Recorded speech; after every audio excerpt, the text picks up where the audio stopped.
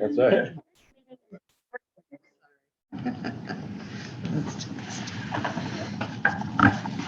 I got a great Zoom story. Great Zoom. We're offline. It's really good. Something for this legal eagle that they remember. We're ready. Okay, just gonna get this video.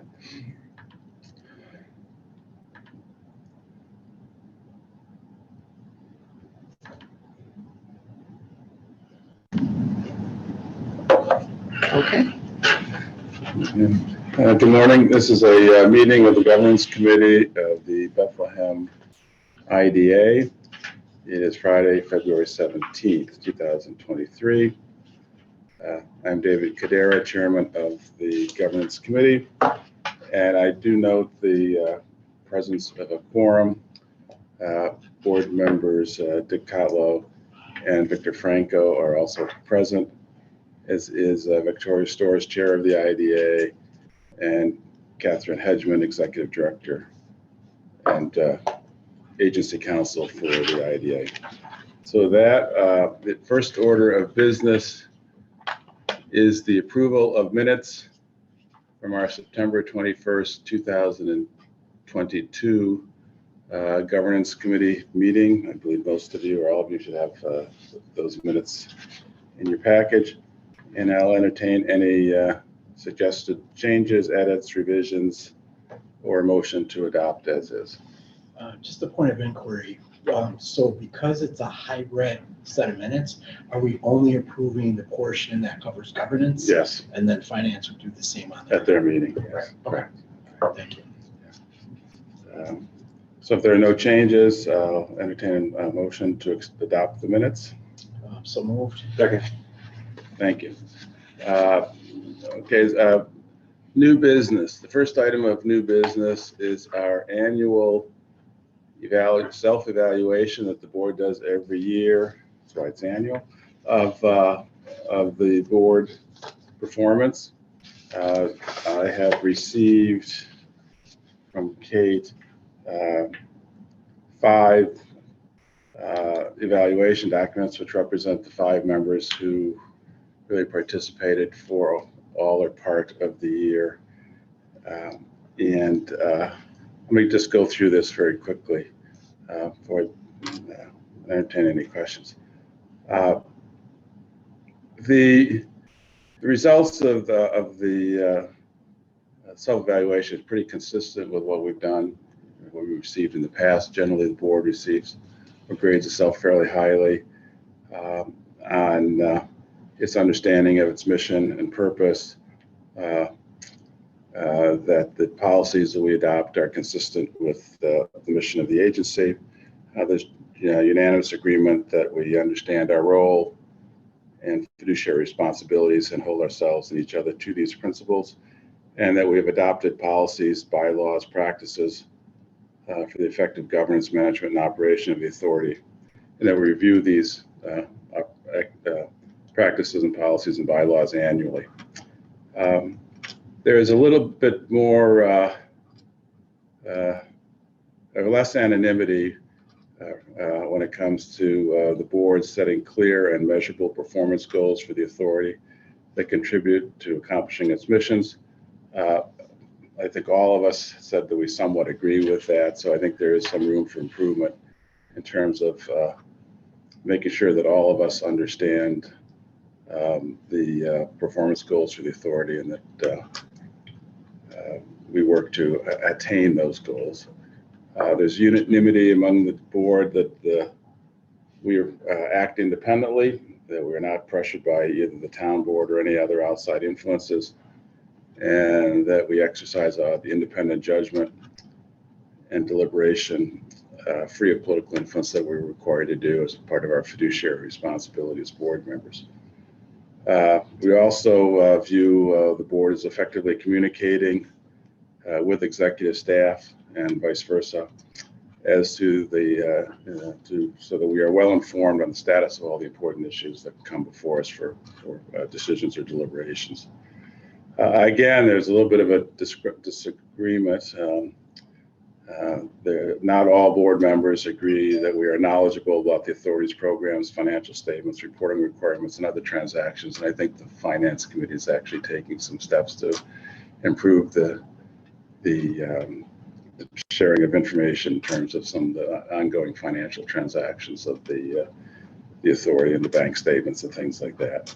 The board meets to review and approve all the documents prior to public release and is confident the information is being presented is accurate and complete. Again, we all either agree or somewhat agree that that is the case. No one has any strong disagreements with that. We know that the statutory obligation of the authority, and if the authority is in compliance with state law, we're generally up to date on all of those legal statutory requirements. And that as a board, we encourage and facilitate open meetings and discussions among board members prior to any actions that we take. Again, there's a little bit of a split. Agree. No one disagrees with this statement, but there are some who are somewhat agree rather than totally agree that we have an opportunity as board members to research, discuss, question, and prepare before decisions are made and votes are taken. That there may be some of us who believe that issues are raised and voted on in the same meeting without proper opportunity for discussion. Again, it's not a strong disagreement, but there's, I think, some who have questioned whether or not we should be spending a little bit more time in deliberation before we act. And the same thing with board members feeling that they're empowered to delay votes, defer agenda items, or table actions if they feel additional information or discussion is required. Again, we all either agree or somewhat agree. So there's those who don't necessarily, I might wish for a little bit more time before we take action. And the only other one I would point out is that there's a split among the board. Only 4 of us responded to this particular question about the board has identified the areas of most risk to the authority and work with management to implement a risk mitigation strategy. Again, no one disagrees with that statement, but there is some people who agree more strongly than others. And with that, I will, since I compiled the results, and these do have to be submitted to Kate for submission to the ABO. Before we do, I'll be happy to share the results with each of you, just so you can understand what. Should we have a policy that identifies certain items which require a meeting for discussion and a subsequent meeting for vote? I mean, rather than, I think that would alleviate that issue that nothing would come, certain transactional issues have to be, has to have 2 meetings to which to vote on, So, yeah, so 2 things. One, I think to the risk management piece with some board training, which we hope to nail down. And with even the review today, you'll see assessment of internal controls. That is where your real risk is, the big risk for IBAs. And that will be a practice we will go through as a board every year. I don't recall when I was sitting on the board at some point, I think the document was produced, but I'm not sure it was reviewed and discussed by the entire board. And that's a practice that I want to see. We need to be doing that. It is part of the Paris report as well. But I think in past years, it's sort of been that, we've reviewed the report, we agree you can submit it, but we never really paid attention to the risk management aspect of that. So I think, we'll take care of that. And as we go through our next portion of the agenda with the policies, I think, if you want to amend a policy on applications or whatever it is you're going to do, yes, you could put something like that. Because I think I might have been, and I can't even, I like the form. It was so much easier to do this year. Required, boom, boom, boom, boom, boom. Yeah. But, I might have checked that box because of the power line project. It was presented for vote. We got it on Thursday. I It was a mean, fait accompli, sort of. yeah, I mean, we should have been presented it, discussed it, gotten our questions, which we wound up doing. We tabled it and to vote, but we shouldn't be asked to vote on things like that without at least a meeting in between. You know, it's the same thing. It was the same thing, my issue with the port, you know, boom, boom, boom. And I think that a policy to have it, you know, at least a 60-day window to think about it and to ask questions offline if you have any, I think that'd be a good. Yeah, I'm not sure you want that written down because some things may need to be decided sooner than 60 days, but No, certainly, meetings. Well, I don't know what could, I don't know, okay. In my but mind- certainly at least table something until the subsequent meeting. Yeah, that's what I meant. Yeah. That's the, Yeah, I mean, the practical legal side of all of this, and I think the port and even was it the power transmission? yeah, Those two things, you know, you've got a bunch of attorneys that are involved and deadlines of their clients, and you're right, it was a little bit shotgun, Mhm. but that is usually how it goes. it's not my problem. No, I know, but they could, if I tend to agree with David only in the sense that if there's no overriding reason, like if it's okay to put another meeting in there, then let's do it. But if there's some like severe penalty to the person applying or something like that, I think that's part of your consideration of whether you want to table it or not. The minute you put that in policy and you don't follow it, it's a problem. Yeah. Yeah, and certainly when we deal with financial transactions, Yeah. I think that You know, we tend to take the responsible approach and delay that. But when you're just approving a resolution that is Oh, no, more that's why I pro said, forma, you no, know. I said identify, if you Yeah, could yeah. identify such, oh, no, I agree with that. Okay. Whether we join an organization or something. Right. No. That shouldn't even be brought to the board, but that's irrelevant. And in my discussions with new applicants, when they say, oh, how quickly can we get this done? That's a big, you know, question. I say it's going to take at least 3 meetings. Good. Because, you know, and here's when we meet, and we need it 2 to 3 weeks before that. So here's your timeline. So hopefully with that guidance, I can kind of force this to get better for you. You know what I mean? Rather than just taking an application and, you know, we saw it last week, we're approving it this week. I don't like to do that either. I agree. Okay, that, I think, and I might have checked that box. Okay. Because of, it's nice to Yeah. have some. Oh, absolutely. Okay. Well, and not only that, it becomes an optics issue, where how does the public perceive it? Is something being jammed through where we're not being deliberative and so on and so forth. So, so I see that side of it, but on the other side, you know, it's not as easy. You know, we like last couple of months we had to cancel a couple meetings. You know, so what happens if you had an item for discussion, one meeting successful in that, you try to reconvene in order to have the official vote, and you're just not able to bring it together for whatever variety of reasons. Now you run into Kate's issues with the timeline. So it's a tricky balance. I agree. So I'm grateful that Kate has presented the board manuals, because what you all are talking about, what's relevant here is section 41, which is our adopted process, so that can be a foundation for further discussion as well. Because we actually have one.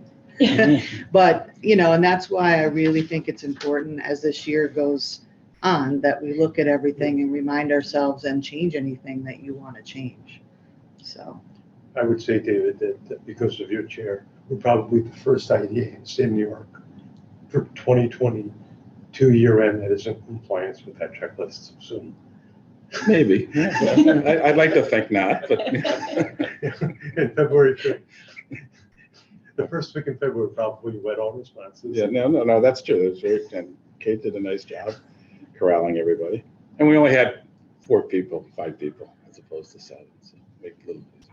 All right, I'll hold on to this, and I think we'll have to discuss this with the full board then and get them to act on that. Okay, next order of business is a discussion of our mission statement and performance measures. All of you should have a copy, I believe, of mission statement. It's not, so I assume it's in the policy manual as well, correct? Nope, this one is No? something that's ABO required that I drafted for this year. I discovered when we were updating our website and when I first came on board that we were sort of reposting the same document pretty much over Right. and over without real review and thought process behind it.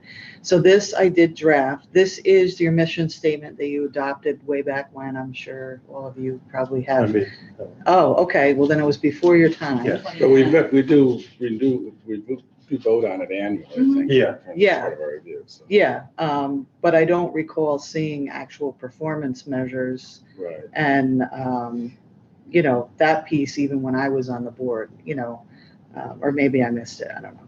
So I think the question is, are you happy with the mission statement? And then, I put some of the things that you might want to think about how to measure, your goals, not only for last year, but going forward. I know Victoria and I spoke this week about some of the wording in the mission statement that limits our mission to implementing non-residential development components, given where the town is moving in terms of its comprehensive plan and encouraging more diversity in our housing stock and future development. So I think that we may want to again discuss whether we make some changes to some of the language in the mission statement as it relates to that. Victoria, if there's something you want to add, Yeah, thank you, Dave. As Dave said, the town's new comprehensive plan has a very strong focus on diversifying the housing and making housing attainable for a workforce in the town. This is a major goal. This hasn't been the case before. I looked at our mission statement and this language dates to August of 2010. So this is before any of us were on the board, including me.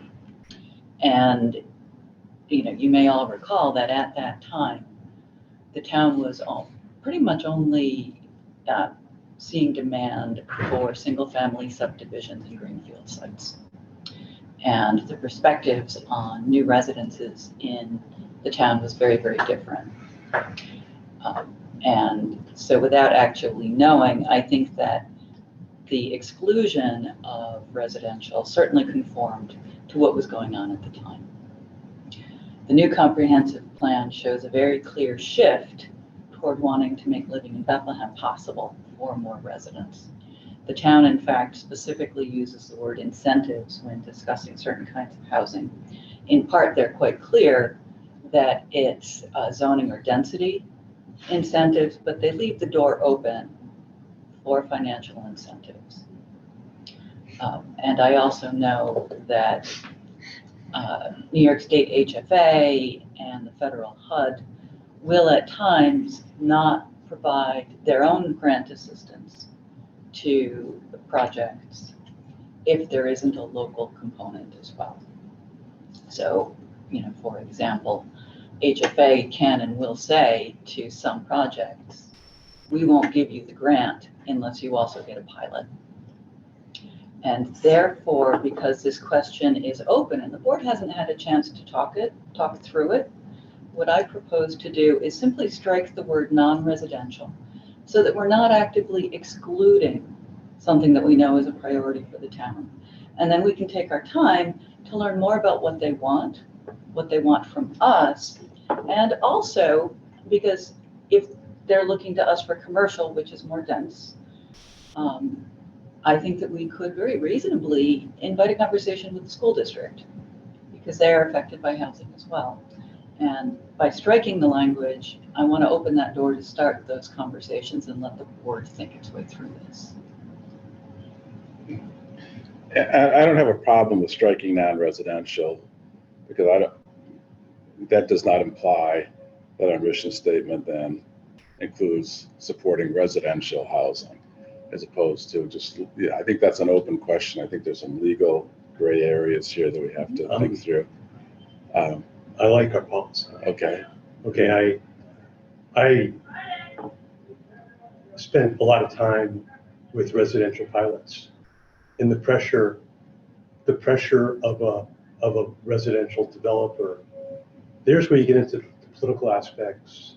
There's where you get into all sorts of craziness in the community.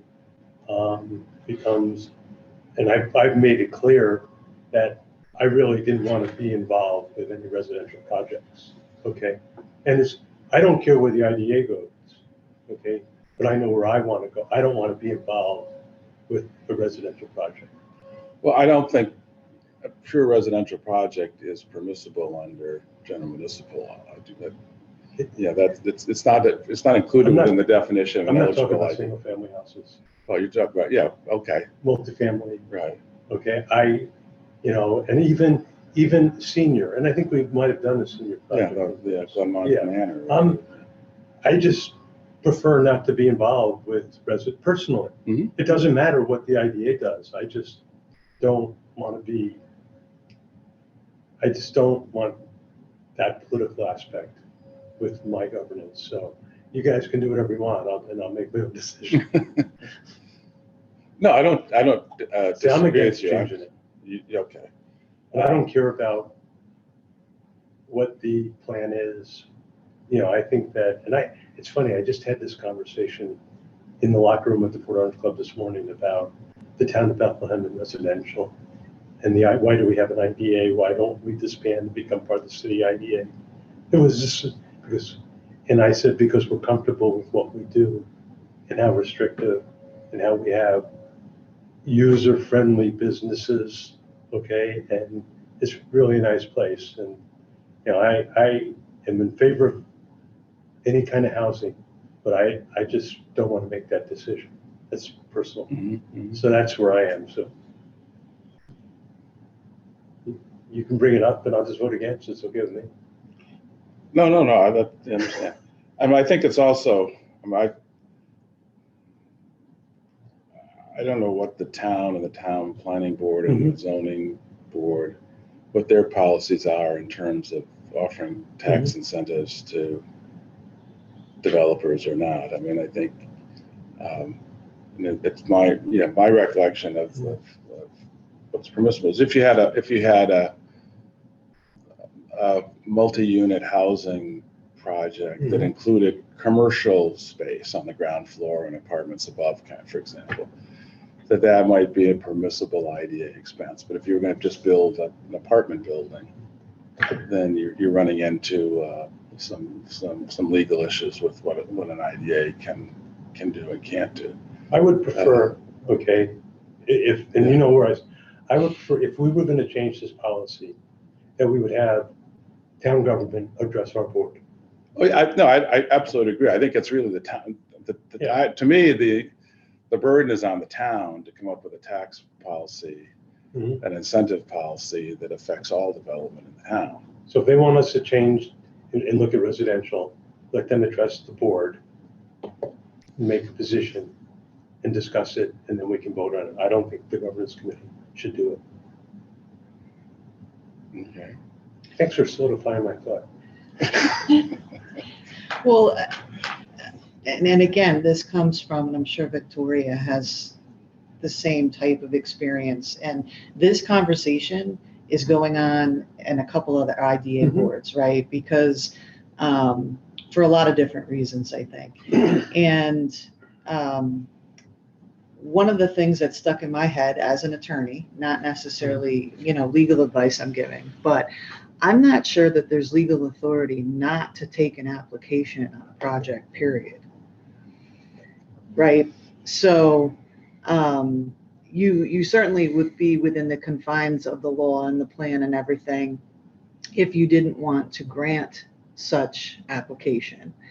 When you get into housing, you get into school district discussions, of course, and all of that. And, if the housing is adding to the school district, and then, you have all the arguments back and forth about that, and, that the taxes would be they would be higher than if you did the project at all. So what, is the school No district longer complaint? Right. So, yes, you're absolutely right. It gets a little bit more of a community discussion, somewhat political when you do housing. But I've seen this catch-22, and I think to your point of getting with the town board on this and planning is you'll see the planning board actually approve, I'm not saying here or anywhere else, but as an example, the planning board would approve, they just approved housing in Selkirk, right? Something, and maybe the town or, the residents didn't even expect that something like that would even get approved. Well, it makes sense that the next stop could be the IDA, or the application is made while it's going through, planning board. And what happens is the planning board approves it, and then they say, well, we can't do it without IDA funding. And then you're in the hot seat. I've seen it all the time, right? It happens all the time. And so I think one of the mistakes, and you're trying to take care of that, which I think is great, is that there's no communication between the two, the planning board and the IDA, and, generally what that comprehensive plan says. Because legally speaking, at the end of the day, if it contemplates housing, I'm not sure that I think you're required to take the application, but you can decide what to do with it, as you work through your process. But it doesn't have to be our mission. Correct. And I think maybe the language is implementing the town's comprehensive plan, and you leave it very vague, and that whatever that turns out to be, what your discussions with the town and the planning department are, then that's what it turns out to be. I couldn't possibly object to that because I'm part of the town. Yeah. Right. Okay? Right. I understand. But you're not wrong. I mean, this board hasn't done housing yet, as far as I know, in quite a while, and it's highly local, political. Not even local or national. I mean, Yeah. you get people coming out of the woodwork screaming, you gotta do this deal. You Yeah. gotta then it's renewing a pilot, the pressure to renew a pilot. Or they're not performing. The units aren't filled properly. Yeah. I've seen that issue and before too, and you're hitting your clawback provisions. It's a mess. Or a nice friendly I know. town. But there are communities, I know, for example, I'm familiar with Arlington, Virginia. Yeah. The growth down there is just astronomical. I mean, you can't drive down the street without seeing a giant crane and a new building going up. And I believe they have an ordinance, county ordinance, They do. that requires a certain percentage of every new housing unit to include, affordable housing, whether it's, I don't know if it's 5% or 10%. So, my son had a condo he spent a lot of money for, and the building right next door and the building behind it were all affordable housing units. And you couldn't tell the difference. The buildings looked the same, but you had different residents. And again, that has nothing to do with an IDA or anything else. That's a county or a city government responsibility. And that's why I think, we need a discussion with the town to find out if that is their policy as well, going forward. And it doesn't involve the IDA. Okay. Yeah. As an historical note, and thank you for that insight. Certainly there's other parts in the state. Westchester County is under a consent order. And it's more difficult, I think, to implement a consent order where you're trying to meet someone else's standards than to establish your own. I like the idea of actually striking all of the detail, because that gives the town the opportunity to adjust the comp plan as it does periodically without having to tap us on the shoulder and say, oh, by the way, you've got to redo your mission statement. And truly, this is just a little bit bad timing that we renew the mission statement every year, because we haven't had the board discussion about that particular goal of the town. I'd rather have the discussion, but if we simplify the mission statement as Dave proposed, I think that's going to open up the door for us to have those conversations with the town. And as the chair of the organization, I'm going to be the one making the phone calls and bringing you all in. As an historical note, in spite of this prohibition in our mission statement, Dave, I don't know if you were on the board, Dick, I don't believe you were yet. We did receive an application for market rate senior housing several years ago. And we did all look through it. So we didn't actually follow our mission statement. We received it, we looked through it, and I think that ultimately we didn't accept it because, as with every other project we do, it has to pass the if not for test. And we did some research and concluded that a market rate housing project was not going to need local financial assistance. And it did get built, and it's probably very well occupied. But we turned it down not on the basis of our mission statement, but on the basis that it didn't need our help. And I would fully expect whatever comes out of this, that the board would continue to apply that high standard. So are you comfortable if we modify? To bring in the wording, the verbiage of, Yeah, The the commission comprehensive statement plan. is to assist the town in implementing development components of the town's comprehensive plan. I couldn't possibly, as a member of the IDA, I couldn't possibly not support that, Right. okay? Even as a town resident, I can't possibly not support that one. That was a very good compromise. Thank you. I'm sorry for being an SOP, as always. No, everybody's Honestly- viewpoint is very important, everyone's. Yeah, that's exactly why, and I'm very glad that this is going to move on to the full board. We want to hear everyone. It'd be nice to have someone from the town Oh, yeah. of leadership. Oh, absolutely, Yeah, you know, we haven't had leadership of the town at the board meeting in a while. because what happens too, and I'll talk to David. this is, this happened to me, as a council, is you don't hear from the town and what they really think about it until the project's right on your lap, right? And now everybody's like, oh, wait a minute, or, and having the discussion, and that's why I wanted you to start this, because it's gonna take a while, you have to come to some sort of consensus about where it's going.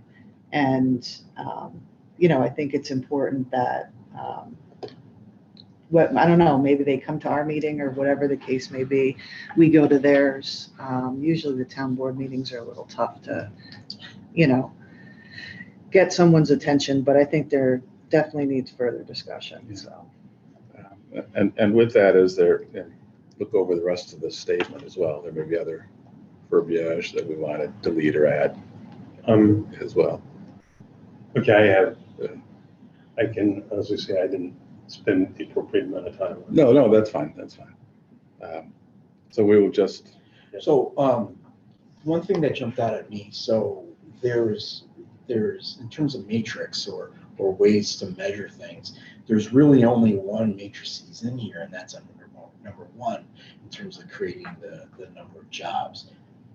So throughout, the creation of business and other elements of what we do, should actual numbers be included into the document as well if we review this on an annual basis?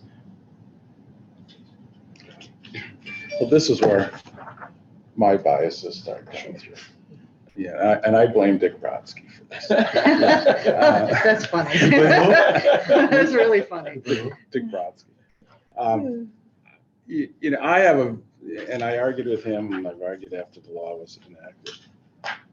I have really a hard time coming up with very specific numerical goals and objectives that have to sort of be, to advance job opportunities. So you'd be saying basically, what are our benchmarks? We're gonna reach out to 100 different businesses, or we need so many contacts. We need, and if you fail, you don't get your 100, you only get 80. You didn't meet your mission and your goals. I mean, to me, I've always believed if you have did a lot of project management, and I was horrible at it, because I would basically say, here's what we got to do. here's what we need to do. Let's get it done. And here are the steps that we have to follow. I don't need a timeline to tell me which one has to be done first and second and third and how many weeks we're going to lay out for each one. And it's like, we have a deadline of 6 months to get this thing done. Let's get it done. And, we can do things simultaneously. We can do things concurrently. We can do things, sequentially, whatever it is. But when you start putting numbers and steps and all the rest, I have a hard time with that.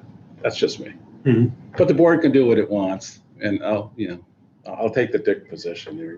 I'll just. Yeah, and just to be clear, I don't have a position. I'm not No, recommending right, to do right. that. It was just something as reading through that I've noticed that, okay, so one area has it, the others don't. So. Well, the reason for that is the legislative history of the IDA, the general municipal law, and the compliance from the public authorities law, from the comptroller. The IDA just put out even another report on clean energy in particular. It's jobs, jobs, jobs. Right. And that's how they measure. In fact, on the website, when we put our projects up there, the ABO wants to see, okay, how many jobs did they say that they would create in the application? And then what's the follow-up? Did they create them? And they want me to make an affirmative statement for that. So what that does is, and the reports and the information that comes out. See, I was going to bring it and I thought nobody would want to read it because it's like this. Basically says, if they created the jobs, and pretty much in the clawback language of any IDA deal, the real piece that you could enforce is the jobs.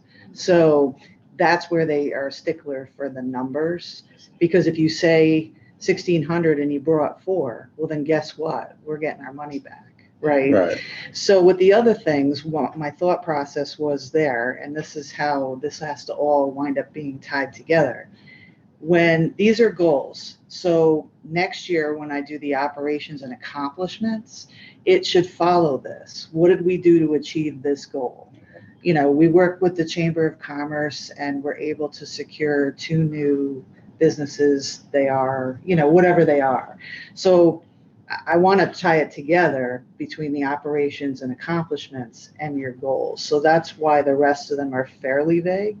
These are things that we've done in the past. And I think the current chamber staff is constantly reaching out to us too. And once John Taylor is now on their board, the planning department and the IDA is working closer together on potentially doing some studies together. So, I think things are changing than how they used to be done. So we'll actually have goals or, operations and accomplishments to report at the end of the year rather than, hey, we got 2 applications and nothing went forward. Right. So And I agree. I think That's my the thought. accomplishment section should have some specific numbers in it. yeah, And, I think when we get to that section, I think I'm less in favor of including like how much financial incentives we provided as opposed to how many jobs we created. I just have the 1,600 jobs, okay, in number 1. Okay, we were blessed with 2 projects that's heavily labor intensive. Either one of them could have understated their jobs and we could have still been in great position, right? We're not going to get projects like that every day with job generation. So, we just got to be careful when we take an application to make sure, I would want to make sure that they don't overcommit and oversell the number of jobs that they're going to produce. It's a two-edged sword. We want them to succeed. We don't want to look for a clawback. But I think that if somebody's coming in, we're gonna promote, we're gonna get 150 jobs, we'll be happy with 50. Okay, that's just the way I am.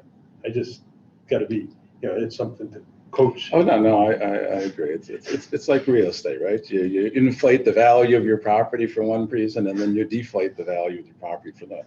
And they will inflate the number of jobs they're going to create to get the financial incentives. Yeah. And then when well, they have to report, they don't want to have to report that number, they Get want to ShopRite. report whatever. I've had this discussion with every applicant I've spoken to since I've been on. So I probably go a little bit above and beyond than what you're normally supposed to do because, you know, I love it when the applicant, if we're on Zoom or we're in person and I talk about the jobs and they look at me like, because I make it sound like exactly what you're saying. Like, don't promise us something you can't deliver because here's what's going to happen and here's what's going to be in your legal documents. And we're relying on your representation when we approve Yeah. that application. You lose and we lose. Right. Yeah. And you kind of get this, whoa, this is serious look. You know what I mean? It is serious. So just so you know, that is my practice and Okay. procedure. No, that makes sense. You know, I can't tell how many times we got criticized by an IDA who said, the ABO's numbers are wrong. That's not, you know, they claim we were going to create X number of jobs and, you know, so they're blasting us for not doing that. And then we had to go back and say, you know, these are your numbers. This is what you gave us. And then, let us revise those numbers then. And that's why you can't do that. Okay. So I think We're all in the same page. page. Which sort of brings us back to, I don't mind revising some of the narrative under each of these goals. But I don't want to start getting into specific benchmarks, measures, steps, actions, dates, timeframes, all those kinds of things that we then have to meet during the course of the year. Now, again, whether this, you know, the language could be more vague or less vague, that's fine. I But just threw something yeah, out right, there no, I for you agree. to all talk about But, under general topics. For Crane, it took almost 3 years. excuse me? For Crane, it took almost 3 Yeah, years.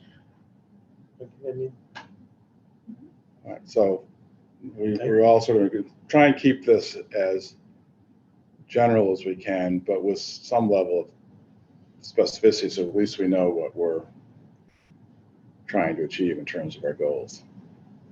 Okay, so would everybody just then please take a second look and, you know, we'll open it up to the full board. Yeah. Yeah, next week. Thank you. Okay. Assessment of internal controls. Yeah. And again, this is a topic that I really just never come through with trying how you really go about assessing internal controls without getting into. Well, as you know, the ABO would like us to. Why do you think I retired? Yeah, but is that our, It is, yes. no, It's is that the governance or the audit? That should be audit. Assessment of internal control, I would think would be. Well, I think you go. Only financial, but there are other things that may not necessarily be financial in terms of internal controls. You know. There's a policy aspect. If you had read the assessment of internal controls, section C, Yes. it does talk about policies that mitigate risk and those sorts of things. Yeah. We know what their high risk areas are, and we have policies basically Yes. to deal with those. But I'm more than happy to turn this over to the finance committee. the audit committee. And again, I think what the ABO would like to see is some demonstration that we have a process in place that required us to follow certain steps and review certain things formally and really determine whether or not our internal controls are working through, you know, sampling or whatever we have to do that, and then report back whether or not they work or don't work and what remediation corrective action we're going to take. I just don't know how you craft that kind of policy in terms of, you know, here's how we're going to actually do an internal control assessment. Which, you know, we're going to pull certain financial transactions and we're going to look to see if all the signatures, which again gets back to, you know, the audit, you know, or we're going to look at our policies and decide, you know, whether or not that deals with something that we identified as high risk or not. I thought that's a little easier to do, but how we articulate the process to do this assessment is a little, I'm not sure about. You know, I read this. I mean, I read it really quickly because I think, we do things pretty good. You know, I This is very high level. It reads similar to other IDAs and what they're producing for this particular yeah, requirement. I think, and I've kept it as fairly simple as I possibly can, identified the biggest risks to the organization. And again, you might want to add something or you change something. And then what are we doing to mitigate those? Well, we've adopted those policies below. And, you know, I think I could, you know, put some more things in there, but I wanted to keep it simple. But for example, when you sign your fiduciary duty and conflict of interest forms at the beginning of the year, you know, we do that in order to ensure that there's no, you know, political pressure or other conflict of interest that could, you know, influence your decision making. So it's what's happening as you do your business throughout the year. So this is just simple. Here's some risks. Here's the biggest risks. Here's the policies we have that we work through. And I agree with David. You know, I don't know how you really audit that per se. I know our auditors take a look at the financial piece of that and the checks and balances, but just educate me. Okay, and it could be a senior moment, but other than when I became a board member, I don't remember ever signing the conflict of interest form on an annual basis. we will change that. I notice you don't have a signature page on the. No, we've never, Yes. you know, other boards, I've signed it, but we sign our life away when we, okay, Yes. so that is high risk. Well, since I don't rule by fiat, I have produced the policies that you will all work Okay. through and change that this year. All right, so it wasn't a senior moment that I No. never signed one. No, No. that's specifically why I brought up that example, Okay, right? Well, you did So- that when you joined the board. that's the last time I. Yeah, but it should be part of your annual housekeeping resolution. Yeah. That's Yeah. fine, Yeah. So I have to stop taking those fees. I think we know more about what we should do than the ABO does. I thought you were paid in dog treats. Well, the Yeah. collective IQ of the agency went downhill That's right, that's right. 7 years ago, whatever it was. One thing that this committee might consider proposing adding here under item C is that we are doing more with board training. We are or will be checking on that everyone is up to date on their fiduciary duty refresher every few years. I think we are all up to date because so many members are new. I know that and Kate and I have talked about this, the online training for board members was suspended for a while, so we're going to be following through. We're going to do our own board training, and I have encouraged and will continue to encourage board members to access New York State Economic Development Council training. They, a couple of times a year, have the IDA Academy, and that's 2/3 of the day. That's really for board members. You can accomplish your fiduciary duty refresh, but they've had speakers from attorneys, from the controller's office, and orient the board. The next one, and I'll mention this to the whole board next week, is April 11th, and it's in Hyde Park, which is much more reachable for us than Utica. Mhm. And it's, I think, under $100, something the IDA can easily pay for board members who are available to go.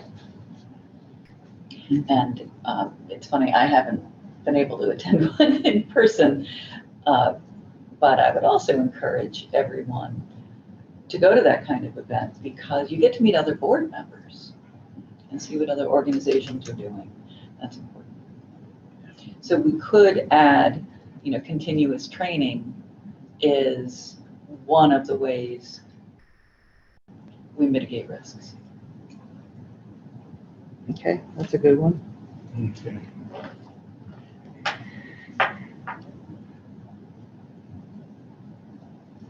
right, so everybody, again, just look it over, see if there's anything here that we need to add. Moving on, operations and accomplishments for 2022. Again, I sort of, what jumped out at me again is sort of the second page here where we talk about the projects. Yeah, I think we can describe what the project is and then really just limit it to, whether we, what's the job commitment here, as opposed to going through a lot of detail about our, the value of our financial assistance.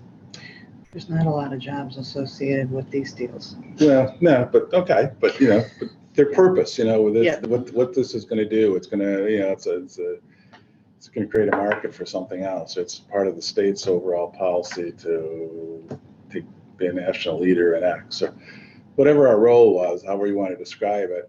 And if there are jobs, as opposed to more focused on here's how much money we gave away. There are the financial incentives that we provided. And I think, if I recall the other day, on the last bullet under the projects, we decided we're going with Cannon Development, not /Bird Crane, right? Yeah. Because that's the official name or something now. We can talk about what we approved, what we entered into agreements to do, or what we renegotiated, things like that. There's sort of the actions that we took, So you not want necessarily to, providing the. do you want to put in these bullets, committed X number of jobs? Is that what you want to? If we have that information for that particular project, if there is a job commitment to it, we ought to. Committed, not created, but they committed. Right. Yeah. Or promised or whatever. Pledged. But- Pledged. But whatever, Yeah. but we didn't create the jobs. No, that's true. Yeah, okay. But we can describe sort of the project purpose, Mhm. the jobs to be created or pledged to be created, the steps, the actions that we took to sort of get that project approved or even get people to apply to the town, whatever, without necessarily focusing on the value of the financial assistance. Well, the only one that people really applied to was Cannon. I mean, the other one, well, the port, I'm sorry, Yeah. the port too. But Okay, I can beef that up. Okay, and on the other, I think the highlights. So I would also move that probably up to number one. That's probably the major highlight, is the project and the description of the projects, as opposed to talking about training or something first. So I just make maybe, make the projects the first thing under agency highlights. Okay. may I make a suggestion which you can adopt or not? Under the projects, can you take the ones that have pledged jobs and then the ones that are non-job related? It's fairly easy. Yeah, There's yeah, only yeah. one. What? It's fairly easy. Well, the There's- transmission line isn't, and Fink isn't, and the splitter isn't. Those three aren't job creations, I don't think. No, but and I think what you're gonna see this year is you've got land and building acquisitions and building of warehouse space that we don't know yet what that's gonna yield, because it's a leasee coming in, Because the spec, right, versus the owner creating the jobs. So we'll probably have to get creative as well in those transaction documents of what we're gonna require or not require. Okay. And the other point is, should we, and this is only related to, either new projects or changes in the status of existing projects like Fink refinancing. So should we go through all active projects and say something about all, whatever we have? I'm working on it. Okay. Yeah. Whether they've maintained their job I gotta creation review that promise, this all week, that kind yeah. of stuff. So we did more. the only downside is making sure that if we do that, there's no ramifications to. Well, you take it off the Paris report. So, Okay. here's how many jobs they're reporting for 22 and what they, Right. what the number of jobs at the time the project started. And you say, all right, they they've added 6 jobs or 100 jobs since we approved this Okay. project, that kind of thing. That's their data. People can argue it's not enough jobs or something, but that's. Okay. Next item for discussion is a new. Before we Go go ahead. there, just one, actually 2 things. So under financial highlights for the revenues and expenses increase, decrease, can we put like a scope or something? So in other words, increase by $79,000 or 0.0%, or, point X percent from to, so that we know like what the significance of that increase or decrease. Victor, they said there'd be no math. I hear what you're saying. I know the world you live in too. It's $6,000. This is why the legislature would drive me crazy. Right, no, the percentage, that makes sense. What is the growth percentage? Right. Or declining growth? Right, exactly. Yeah, so Victor, Dave and Dick and I were all at the audit committee on Wednesday, and our MD&A discussion, we updated to include some of that information. That might be a source Okay, to double check these numbers and clarify them, and then you can add it. Because we did at that meeting add some context. Okay. And I don't happen to have the audit with me, but you've been emailed it. You've read it thoroughly. Sure. but I will need someone to do the calculations for me. I can't be trusted. Okay. Well, they're in the audit. Okay, And then I just have some like edits that I could show you offline. okay, sure, Okay, yeah. Fine, thank you. Okay, moving on to items for discussion. We have some new issues here. Yes. And I'll turn it over to Kate to talk about Bell's board security. Yes. So as we get more active, there's a ton of email flying around. And we also changed over our email to a new system, and I know we're still working through that. And I've been very careful. I've also been copying your personal emails at least a little bit longer than I'd like, because I just don't want anything to fall through the cracks. And I know at least one of our board members was still catching up. And Georgette said that she had also had an issue getting the system to work, the new email to work for her. So, at least for the next couple of weeks, I'll try and make sure everybody's on the same page. But this is a tool. I don't know if you've had a chance to look at the video link that I'm proposing that we use. It's pretty much a board dashboard. That's the first function of it. And it does have in other words, I would post all documents, agendas, everything for meetings in there. It has a polling feature. So if we're all trying to schedule our next governance committee meeting or whatever the case may be, we can put that up, and all you would have to do is say, I can do this date, and this date. And it has that data in one place, and it says, oh, everybody's available on X. So it's more of a tool, for me there. In addition to that, I've been looking for a cloud-based solution for document retention. And also the ability to, once we've all decided years and years from now that we're done with the IDA and we move on, that there's something to hand over to the next group of people. So this particular web-based resource, literally we can use as our document retention and can be accessible by any of you and I at any given time. So, if you can't sleep and you want to read the bylaws, you could just log in. It's all web-based, and there they are, and take a look. You can print them out, whatever you need to do. Right now, we don't have a cloud-based solution. It's simply backed up with a memory stick and backed up to my personal hard drive. So this would keep everything that we do in one place. If you're so inclined, it's also an app. So if you can't remember about what day the board meeting is next week and you're trying to schedule something else, okay, I see it right here. It's next Wednesday. So there's a calendar in there as well. And it also will pull down, if you want it to, you can save it on your personal calendars, if you work better that way, to Google, whatever you're using. It also allows for document review and collaboration if we, have something that we're all looking at.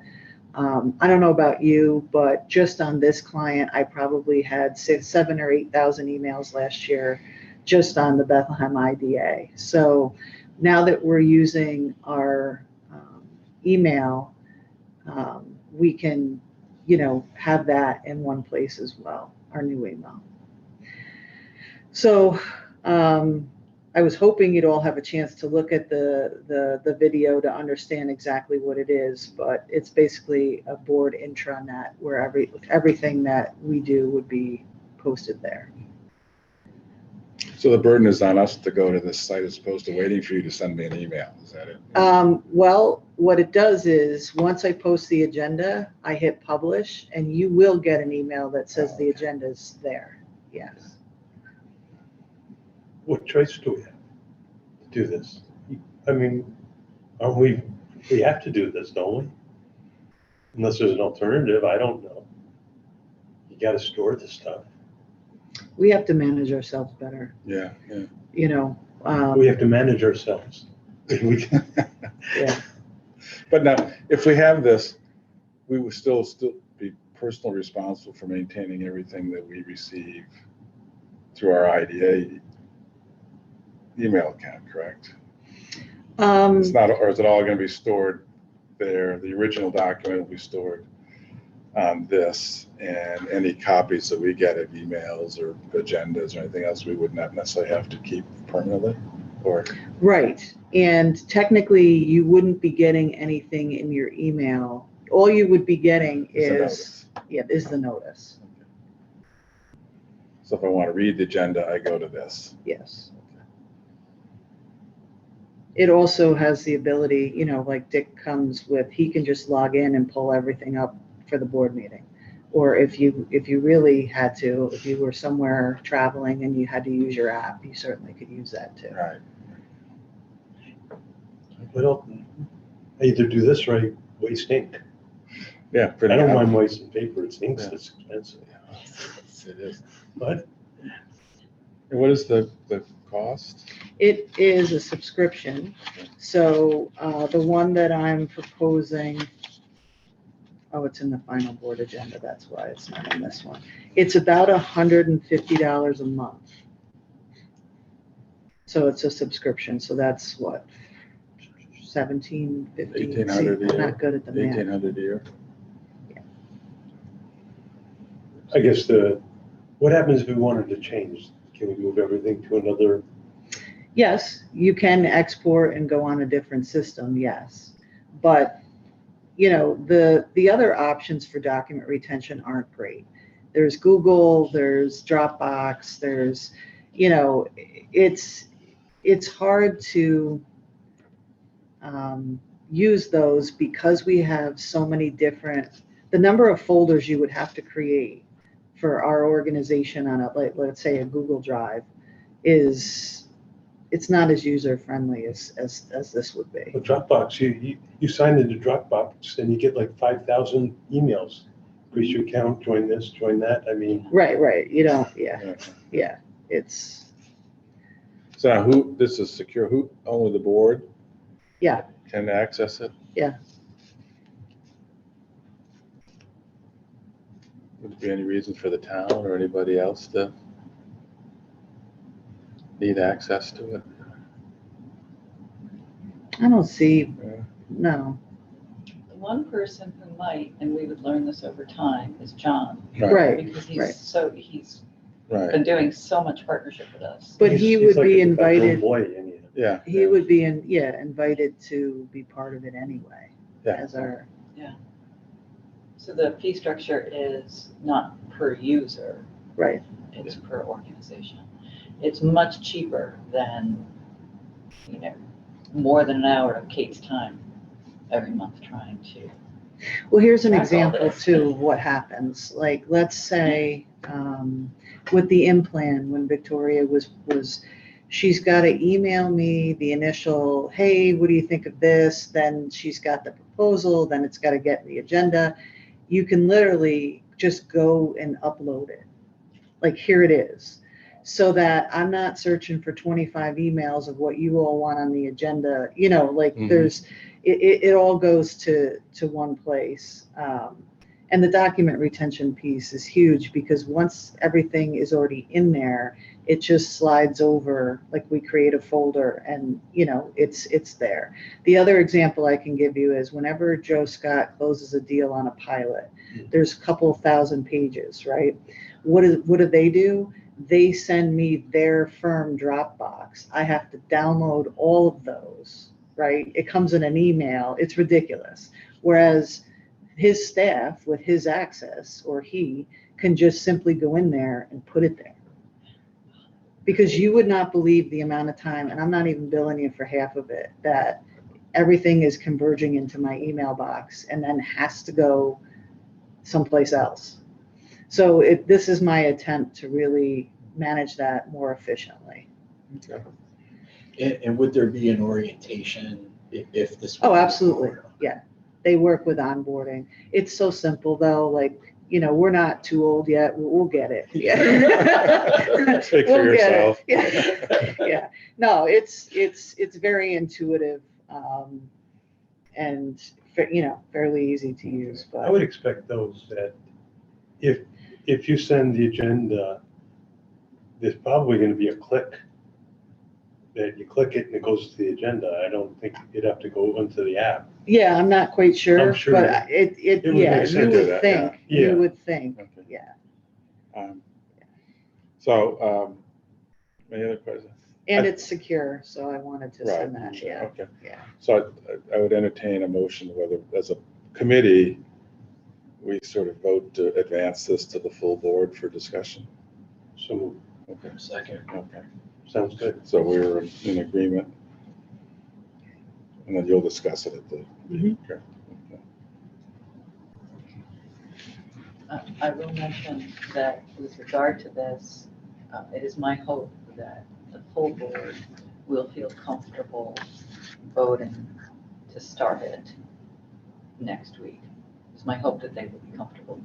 The recommendation from this committee is extremely powerful. Given we have annual meeting, regular meeting, and we've been doing the committees, to go through another month cycle of meetings and emails. If the board is comfortable, I would assume move as quickly as possible and get them that ease. So we'll And see. and that's the other thing, like, you really didn't have tons of committee meetings before either, right? You Right. didn't have a lot of activity, you didn't, We met. yeah. So this 2-minute video link then would sort of provide everybody with a sufficient Yeah. overview. So that I think if you're going to send the agenda out for the meeting, highlight that they need to watch this beforehand. So Yeah, I thought we were going to like have it the at the 3 board other meeting. emails. that's what I did too. I thought you were going to have the 2-minute video at the board meeting. I can do that. I can ask John to bring in the TV. Yeah. Yeah, I would think that would be a good. I idea. almost thought we were going to see that today, but. Yeah. Oh, well, the 3 emails I sent about going to and checking it out. Well, it just says 2-minute Must have video missed link. it. It's like, okay, is Yeah. that, okay. I I guess did. that's I sort thought of. No, but we can do that. I No, had I'm that in the old back of my, sometimes, okay, no worries. I can do it. No, but, because I think it goes back to, we don't need a presentation from somebody from Bell's board security to show up and do No, this. no. So if they see the video, they'll be comfortable enough. It'd be $250 a month. Well, I had asked her if she would be available if we wanted her, and she said, I can, but this video is quick and answers most of your questions. So I thought, and when I watched it, I was like, yeah, that's it. It's not that, it's real simple, it's really just an intranet place for your board management. But yeah, Mhm. I'll ask John if he can bring the TV again, and we can just do it. Okay. Yeah. Okay. Sounds good. Yep. Next item, trying to speed this along a little bit. Appointment of new members. I think there is, I think Dick, you had raised an issue about. Yeah, I'm now the director. I was the chair of the SUNY Schenectady Foundation, and And our governance is similar to this, where we have our board, we have a development committee. We interview and present prospective board members, which have to be approved by the board of trustees. Mhm. Okay? I think our process is too cumbersome. I think having the interviews done by the town and then having to go through the whole rigmarole of the board, where we could have a development committee, we could do the interviews and we could present the prospective candidate to the town for approval. I just don't see why the town supervisor has to convene an interview. I don't see it's a good use of this time. I don't know why he would want to, or she would want to. And I think that we could fill our board members quicker if the onus of putting board members fell on us for presentation to the supervisor to present to the town board. And that's, we have too many vacancies and I just think it should be on us, not on the town. I agree that they should approve them, Mhm. okay? And they have the right to refer somebody, but I just think that we should relieve them of that burden. It's just too long. You don't want them in the recruitment process as well as the interview process. Is that what you're suggesting? That we would be doing the recruiting, Yeah, we could do the posting and all the rest of that? We could do that. It could go on the town website. Is it something, we do post it, but is it a required posting? I don't think we just do it as a normal road. But if we found somebody that would be a good board member, I don't see why we can't have a board committee of the chair and the vice chair, whoever, they meet with the person, yes, no, present it to the board for approval, and then boom, get it done. I just think it's too, we had great potential resumes. You presented one, and all of a sudden, 4 months later, they still haven't done anything. And I don't know why. Is there a reason? Does anybody agree that, I don't see why he would object. I don't see why the town would object if we took that over. But they had the approval. That's their job is to. Well, my guess is, if you give me the responsibility to approve somebody, I'm going to want to meet them and talk to them, and I'm not just going to take your recommendation on face value. I don't necessarily on a IDA board membership. I don't know if that. You never know with board. Yeah. It's their prerogative now under the law to, make the appointment. They appoint and serve at the president and serve at the pleasure of the supervisor. He may not agree and say, no, I like the process, then we're done. Okay? That's all right. I'm over it. It isn't like residential. But I mean, would you want that burden on us? No. So you like the way it works? I think that there's room for improvement, and certainly the supervisor and the town board are aware of the downsides of the length of time it took to make the last few appointments. They're very aware of that. What I have seen is that this town board has very strong feelings about the composition of the IDA. And so my goal would be to encourage them to move more quickly rather than to change the process. We can give them the option. I will say, out of different IDAs and other clients I've worked with, we have a much more collaborative process. Normally, you get that, here's your new member, they'll be there Monday. Yeah. So, I think David and everyone has worked together to make it collaborative, so we wouldn't necessarily feel like that. But to your point, Dick, I think if we definitely had someone in mind or that we think would be good, I think the proper thing is to put them in the mix and say, here, we really think this person would be good, and let them interview and talk to that person. I think it goes both ways. And 5 months later, maybe. Well, they have the ultimate authority. Yeah. I mean, I they understand. do. And even if we present the name to them to vote on it, Yeah. it'll be 5 months before they vote on it. Right, Yeah. right. See, it's a personal frustration Sure. that we just can't keep a full board and we can't replace them soon enough, and there's work to do. Well, I agree. I think the onus is on the town board to act more quickly on reviewing and approving somebody, and whether we're involved in the front end or not, the backlog that it always appears to be on the back end with them just getting around to voting on something. I don't know that they delay interviewing people, do they? Certainly, there has not been anything having to do with the pool of candidates, just in the past year and a half. What the town board has been doing this past year is assembling a few town board members to do online interviews with the candidates, and that has been a challenge. Yeah. Because they're trying to get 3 board members together. So where there are delays in interviews, it's scheduling.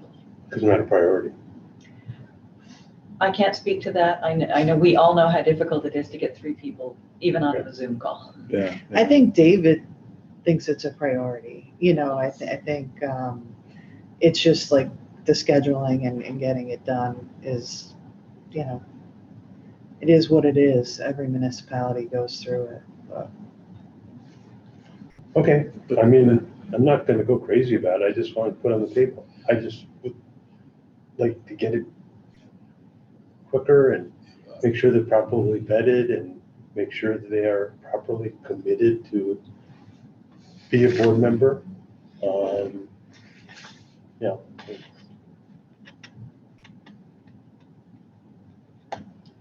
With the new website, it could be that the board wants a section right on the front page, more about what we do, what it means to serve here, and inviting people to talk to us at any time. There have been periods when there was sort of a backlog of interested parties waiting for a position to open. And that was in the prior administration when, the process was exactly as Dave said, suddenly somebody appears. Right. So we could have a role in, being much more open, so that we say we have a vacancy. There's some people who are like, oh, hey, I've been thinking about that. It's a little embarrassing to have a vacant on the letterhead. Well, in this case, J-Code is a mess and they just didn't sign off on Brenda. So she really can't, without that. Yeah, they weren't. That was sort of a snafu, wasn't? But it wasn't the first time. Has David expressed frustration with the town board's inaction on appointment, whether it's just related to the IDA or other? David has never expressed frustration with the town board to me. He has expressed sympathy when I tell him, and I buttonholed him in a parking lot in the fall, and I almost literally jumped up and down. I said, David, we're down to 4 members. I'm not sure we can pass a budget. You have candidates. Can you please convey to the board that this is in fact urgent for the function of the organization? And then they moved quickly. So he certainly understands our position. And we kept board members because we didn't have which shouldn't have been a board member because we were afraid to have a vacancy. Right. That was. Yeah. But what is the process now that David proposes names to the town board, or? No. So does it start with him or does it start with the town board? We do a call for applications so that the process is open. And then, I think this board, the town board, like if people, we encourage them to apply. Yeah, there's an application period, Yeah. right? They've got a deadline. And those applications go to Robin? Okay, so then David then presents them, I assume, at a town board meeting for a array of names and stuff? Yeah, eventually. And then, after we conduct interviews, right? We had interviews and Victoria and I were part of that, at least one of us was part of that process. Before it went to the full board? Yes. Okay. And then we reconvened with the town board and had a quick discussion, I think, about our thoughts, or it was done by email, I can't remember, about recommendations. And then they got it on their agenda, and that was that. But let me just find out where they're at in their process, because we really don't know. I know it's posted, but I haven't heard anything further.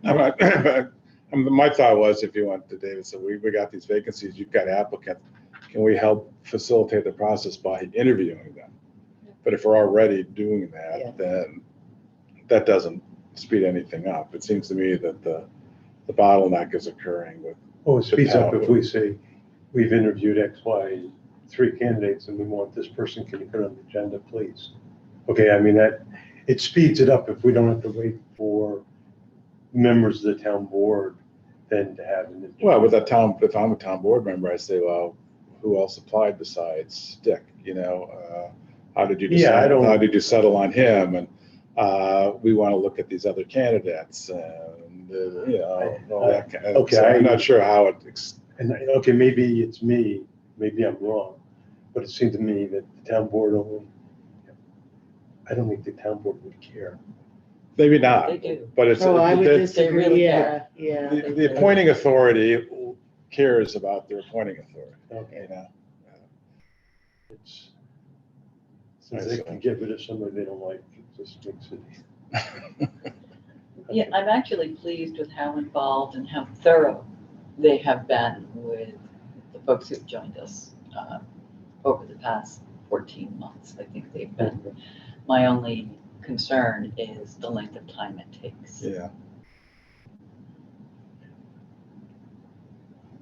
Okay. All right. Yeah, I don't know how we speed them up. Well, one way to speed them up is to have good word of mouth about us and what we do in the town, so that at any given moment, they don't come back and say, well, we only received 1 application. We want to leave this open until we receive 3. Right. Here's a thought that I had, but, you know, because of the town board's authority, I didn't want to overstep it, but I think they would probably welcome this. I'd like to put together roles and responsibilities of board members, and so that when they post it, it doesn't just say, you know, we're looking for, like, do you remember, like, what, it just says we're looking for members, right? It doesn't say. Very generic. You know, you don't know what you're committing to really, and what we do. So why don't I put together a 1-pager on that? I think I did. Oh, you did? 10 years ago. Oh, well, that's fancy. Where There should is be an it? well, if you go to the ABO, I think Okay. the very first thing we did back in 2006 was roles and responsibilities of board members. Okay, I'll see if it's in And our. focus on the fiduciary duty and things All like right, that. let me see if I can find it. Right there on the. In the And time pairs? commitment. I've been through every document we have and I didn't see it, so that's why Oh, you don't have all the ABO stuff. I- Conflict that's of off the interest website. I mean, conflict of interest and fiduciary responsibility is, hopefully if you're applying for a board, you understand that that's a responsibility. Yeah. But time commitment and, you know, Mhm. No, it's in there. You've got to be willing to. yeah, I mean, that's Fully participate. You can't just show up once a month and vote on important. something. You have to engage in the In issues. some issues in years past, just showing up once a month was adequate. Yeah, oh yeah. No. Okay. Right, right. Once every 3 years is not, yeah. If I remember, I'll try and find it for you. Okay, yeah, Well, when you go through it, please make sure that we don't post something that makes everyone run screaming. right. I think Right. that as we keep talking about our mission, as we have projects that we're all feeling proud of, I'd like to see that message, that we're actually creating benefits for the town. Because, I mean, did you really decide to throw your hat in the ring because you wanted fiduciary duty? No, Right, right. I agree. Right, Yeah. right. Well, you know you have to do. I wanted to prove I had no conflicts of interest. Okay, well, if I have a conflict of interest. Well, I think if you won't tie the mission of the IDA with the responsibility of the board members, you can come up with a pretty good job description. Sure. Okay, next item 3, public comment policy review. So with this one, and I just, again, put something together, it mimics some policy provisions of other IDAs have used, just as a talking point. I certainly have my own legal and personal opinion on public comment at IDA meetings. But I'll, reserve that so that, you can all discuss what your thoughts might be. And then we can kind of come together on that. So I have some thoughts. I'm just gonna blow through my short list. Yep. And I don't know if it's necessarily appropriate for this document, but I think, given my past very short, limited past of meetings, that it might, be relevant. So is there a need to state that, what do we do with members of the press? Are they allowed, what type of review process, what type of notification process, stuff like that. That is excellent. I haven't thought of that. Yeah. What about recording devices? Okay, recording devices. So now I can stand with my phone and record the whole meeting. Granted, it is live streamed, but people might be more able to use that for their own purposes rather than downloading the live stream version. So, do we allow for independent recordings? This policy doesn't cover committee meetings, right? So what do we allow for committee meetings to be covered under this or not? And then I think that once somebody gives their prior notification that they want to speak, that permission is granted, then maybe we might want to send them in advance a copy of this, just to say these are our expectations of your attendance. And then one technical thing on number 8. So it talks about banners, flyers, or other signs, but then in number 9, it says that you can't distribute flyers. So it's almost like you don't need the word flyers in number 8, Okay. but whatever. Okay. So that's it. Those are my thoughts. No, that's good. My first general thought was whether we're required to have a public comment period or whether this is purely voluntary on our part. And if it's voluntary, then what drives allowing it? If we're having a meeting on, the administrative meeting, where we're not discussing policy and all that, there's probably no need for a comment period. If you have a new project before the board, then obviously, if you don't have a public hearing, or even if you had a public, you may want to allow for public comment. So I don't necessarily see where we have to. We talk about, first one, each meeting will include a designated period. Well, I don't know that we necessarily want to mandate that we have to have every meeting have a public comment period if we're doing housekeeping stuff, or if it's, some of our meetings are 20 minutes long, why make them a half an hour, right? By opening up to comment. So I think we have to decide what our policy is first in terms of allowing, or having open meetings, or having public comments, or not having public comments, and then what those public comments would pertain to. The second thought is, if we're going to have a public comment period, do we want to require, we're already requiring someone to register. Should we also require them to submit to the board their written statement in advance? It's like their written testimony. So we have an opportunity to review that in case it is, inflammatory or anything else, or that it's germane. If we say, we're going to have an open comment period related to, the Plug Power project, you don't want someone coming in here and talking about. On that point, though, what prevents somebody from submitting a written statement and then appearing and totally going off script? You know what I mean? Well, we can then say, you're here to speak about X, and if you're not here to speak about X, we're going to cut you off. That's what, unless it's still a germane topic. So it sort of gets gray. But do we want to require, maybe it's as a way of discouraging public comments, if that's one objective, to require written testimony be provided in advance. And I agree that you gotta require, again, would we then have the right to reject that testimony if for some reason it doesn't meet our policy for good taste, non-political, personal attacks, all those kinds of things that you talk about in here. And again, that's just the beginning of a policy. I just Yeah. wanted to put some things. Sure, no, I down. understand, yeah. But one, there is no legal requirement that we take comment at all. Number two, I guess weighed against that is transparency and public participation, and this is public money that we deal with. So a thought that I had was with regard to scope, because that's what you're talking about. Perhaps you would limit public comment only to the financial assistance we're giving that's on the agenda for that day.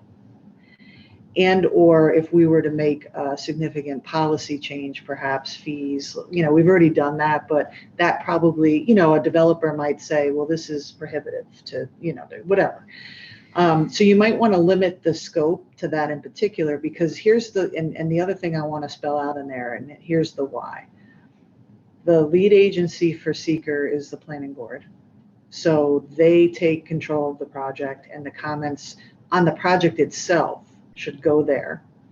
The town board then approves the project as well, and people can go to the town board for public comment. And I think this should be pointed out in whatever written materials that's the appropriate place. When and if we get an application for financial assistance on a project that's gone through seeker, that's gone through the planning or the town board, you might want to consider, just on the financial assistance piece, comments as to in favor or not in favor and why. That might be germane to your decision making that you would want to do.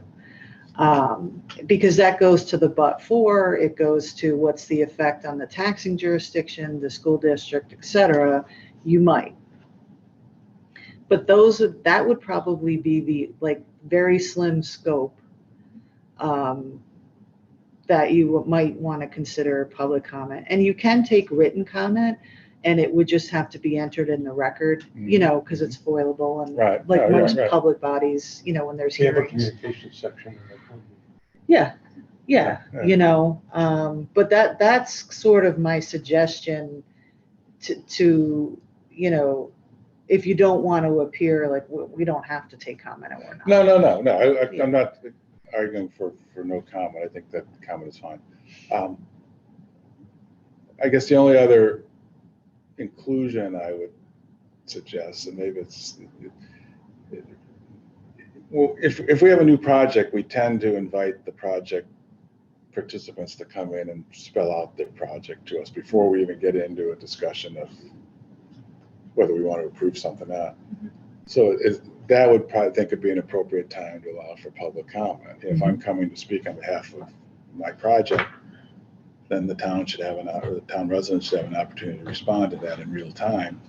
And then there may be a second period where we go back and say, we're prepared to approve this project, and here's the level of financial, or before we even say we're approved, here's the level of financial assistance that we're considering. Let's open it up to public comment at that point, and then we vote on the final package, the next meeting or something. Just Mental note, no. with our application, then we should state that public appearance of the applicant is required. Yes. I think that's a good idea. Okay. Just Go ahead, Dan. I got a couple things. First of all, I applaud that we're doing this here. This goes back to the beginning of the meeting that, something like this should be presented at the governance committee before circulated to the board, because we didn't have time to discuss. And that was my point to Victoria So we tabled and it. Kate. What? So we tabled it and remanded. Yeah, I know, and I It was- appreciate that. It was the right thing to do.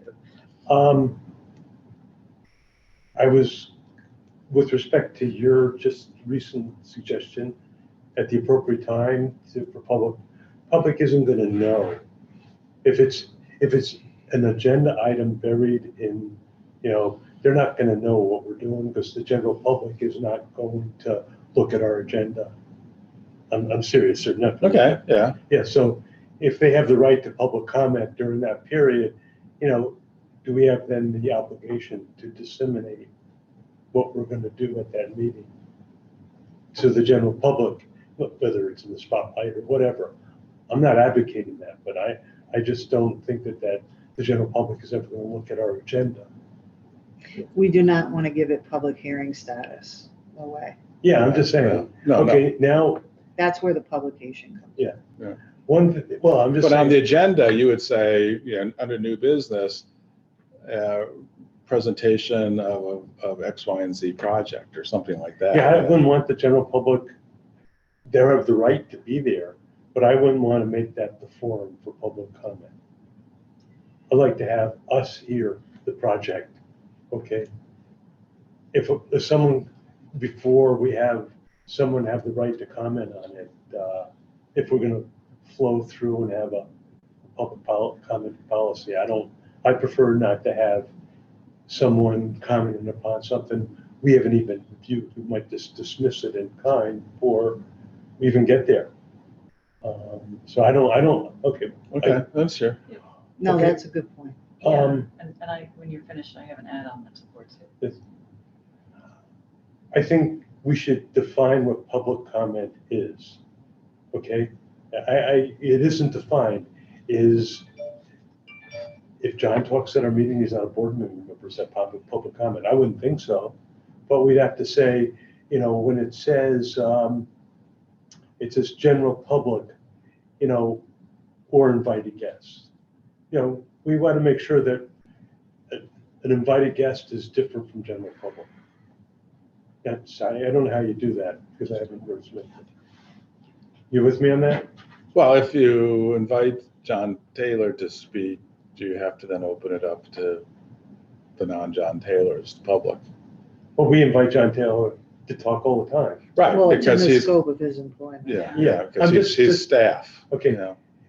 And, I mentioned, and somewhere if we're gonna have public comment, it should be the document, and it could be a little bit more user-friendly, nice, okay?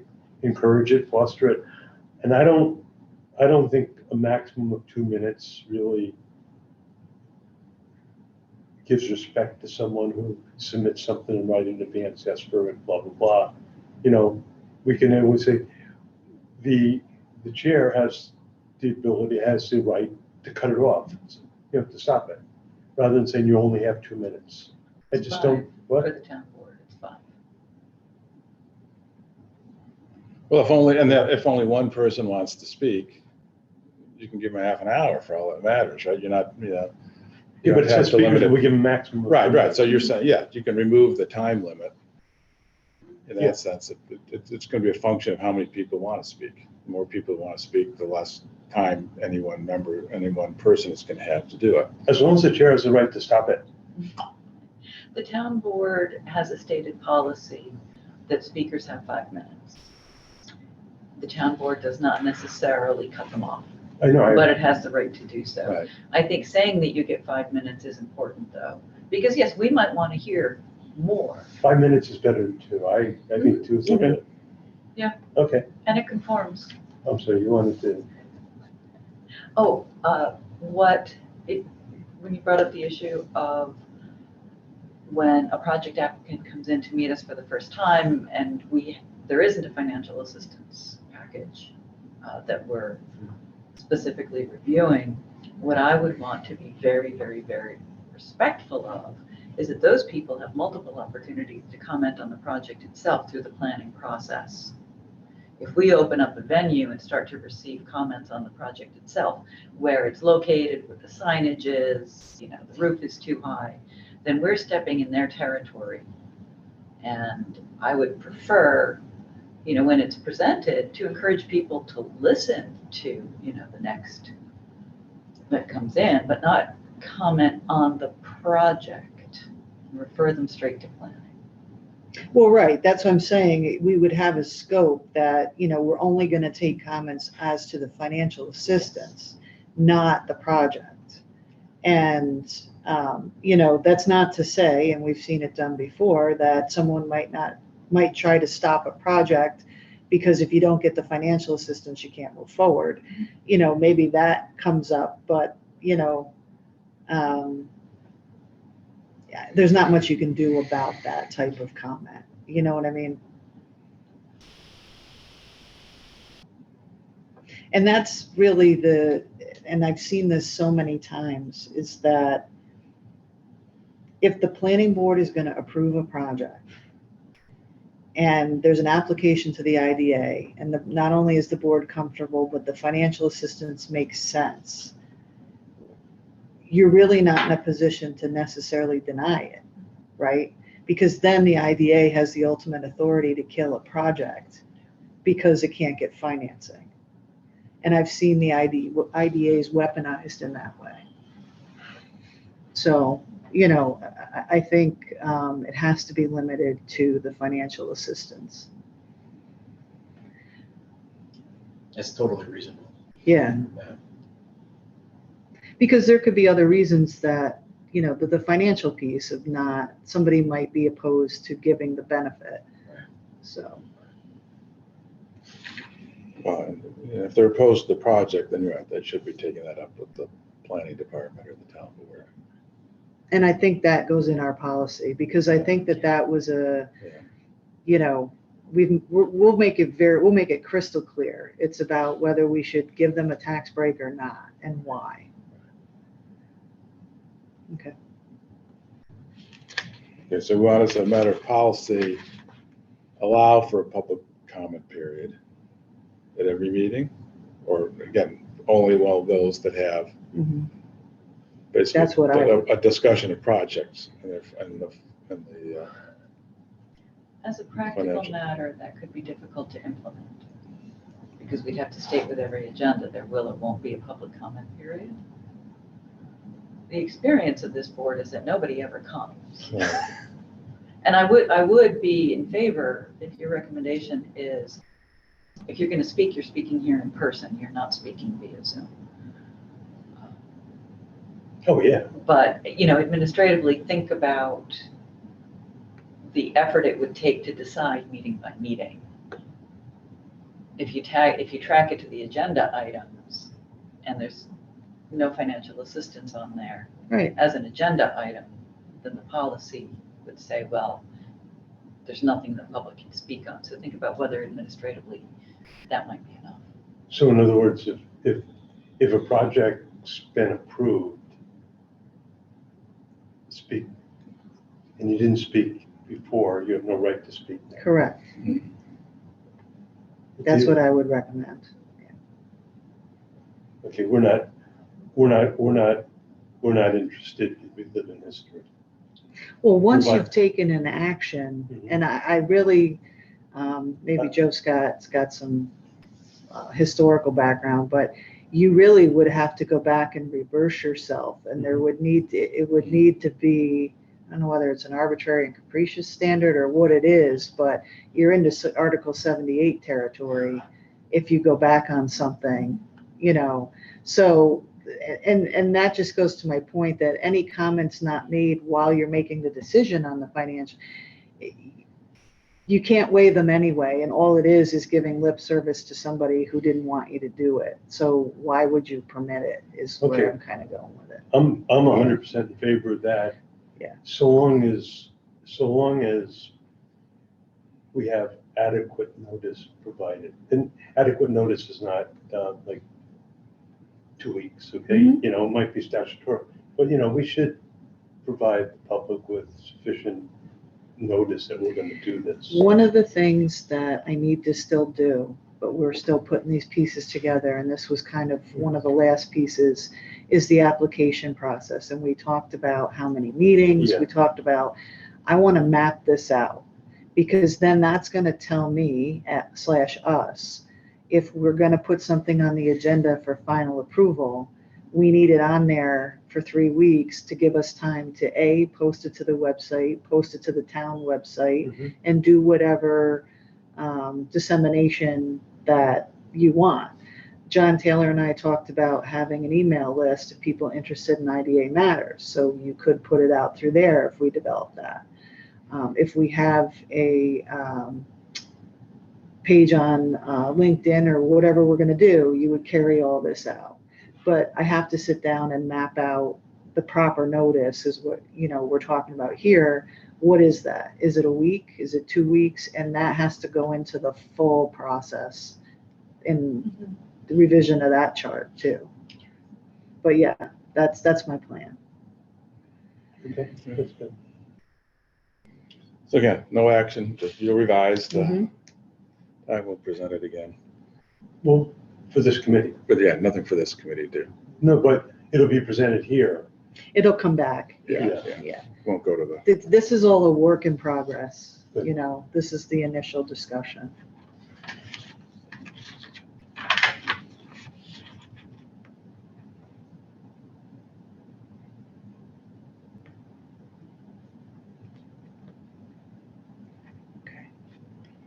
okay. We were asked, I don't think we're gonna discuss this manual today. No, the only thing I wanted to say is in future meetings, it's just what we're gonna walk through. So we should bring it to every meeting. Well, going forward, you might want to. Yeah, Okay. But, the chair and the committee will decide, okay, what's the priority? Let's look at the bylaws next, or whatever you want to do. okay. Yeah. Discussion of potential housing policy, did we sort of cover that in our initial discussion on the mission statement? Or do you want to further? I feel confident that we're starting at the right place, which is simplifying the mission statement. And I really do recommend that the board take its time Okay. on this issue. The only thing I would say, and just wanted to put out there, and ultimately whatever you decide about having a policy or not, we should do it sometime soon, meaning in the next 6 months maybe, only because if you get an application on a housing project, you're all going to have this philosophical discussion while you're trying to approve a project or disapprove a project, and the basis therefore, I've seen that done, and it is rough. It's rough on the developer, it's rough on the board, and it delays the process for months and months. So I would just say, even if you're going to say no housing policy, you should decide that sooner than later. That's all I'm saying. What I'd like to do is get through our end of year, the annual meeting, the other priorities that governance is sending up to the board, and start, and I can draft some sample housing policy language based on what I've seen other IDAs do.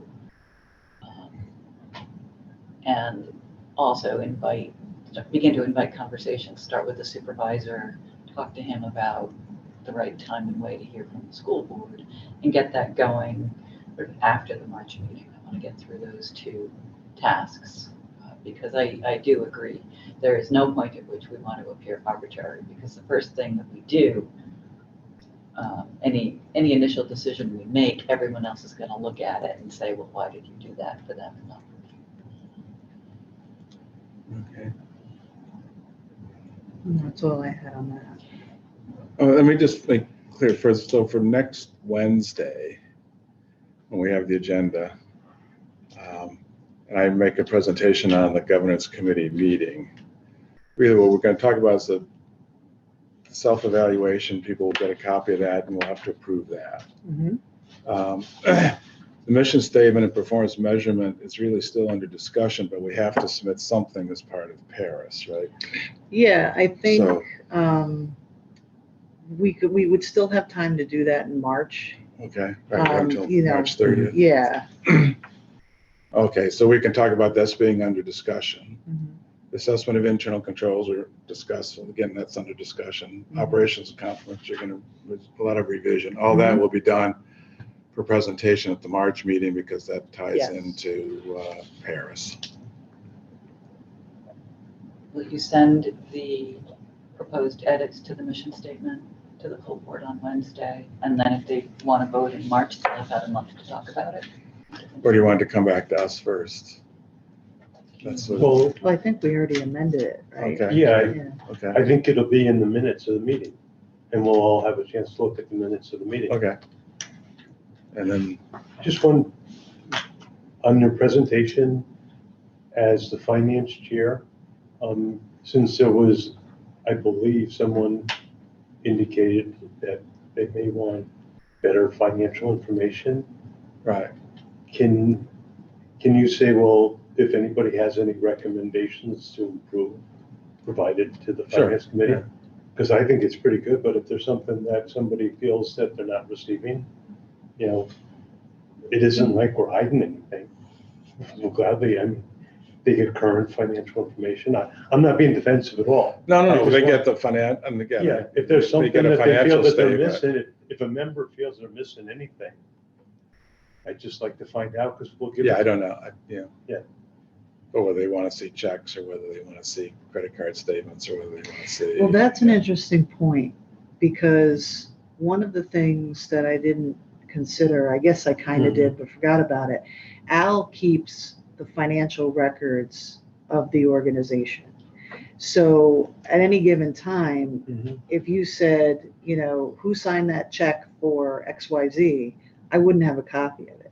So what you could do is ask Al to share his monthly Yeah. whatever and post it to Bellis board so that it's available for anyone to see what checks we wrote. Well, yeah, I think that's probably what, now I don't think any of us know whether any checks are written. Well, right, Yeah. right. And, you know, I used to get That's similar to any I used to organization get you're involved in. FOIL Okay, requests, that's, you know, for the general Yeah. ledgers. I don't And that's know if because I the would- public wanted to know, how are you spending yeah, your but money? that's, they have to do a FOIL request. I don't think that we should have individual checks and up on the websites or something. Oh, I'm not No. saying that. No, I'm no, saying but, yeah. you could see it. So Yeah. Al would put his Yeah. financial, whatever he's done for the month, bank statements, you know, copies of the checks, credit card statements. It's not a lot, because Okay, we're small. But you should be able to go on the board portal and say, oh, here's what the financial activity for this Right, month no, looked no. like. Yeah, we'll have it, every month you get, expenses for the month, and you really don't know if that's just the contract with the town, or that's a Right. whole bunch of other Right. incidental expenses that require someone to write a check, and so. if a board, see, if a board member is upset with the financial information, because it's not within their competence to understand it, I don't have a lot of sympathy for that. Okay? Yeah, I've been there. All right? But if it's because they feel that something is omitted, whatever it is, whether it's, we can figure out a way to make sure that that board member gets it. That's my point. Yeah. Education, I'm not concerned about teaching them somebody to read a balance sheet, or especially this one. Yeah, okay. All right. Okay, that completes the formal agenda. Before we adjourn, does anybody have any other comments, questions that they need to discuss on the record? Okay, hearing none, I'll entertain a motion to adjourn. So moved. Second. Okay, the meeting of the Governance Committee of the Bethlehem IDA is hereby adjourned at 9:52. 9:52. Thank you. Good meeting again, Mr. Chair. Thank you. I do have, when we Thank turn this you. off, Hey, I have one or two questions.